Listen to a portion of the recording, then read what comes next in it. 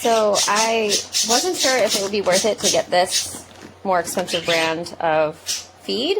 This is the old food that we got from the big box pet store. And this is what the old food looks like in the dish. And my parakeets love this food, so I wasn't sure if switching was even a good idea, but I really wanted something that would be delivered, so I gave it a try.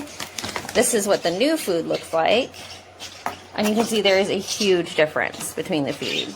This is the best parakeet food, and this is the other stuff. So yesterday was the first day we tried it out, and I put 50-50 in their bowl.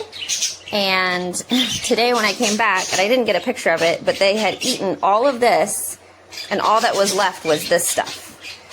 So they're big fans, and that makes me really happy, and I'm really impressed. And you can even, like, people in the reviews were talking about how it smells better. It does. It smells a lot better. You can really smell the difference and see the difference, and I'm not going to taste it, but my birds seem to really like it, so it's worth it.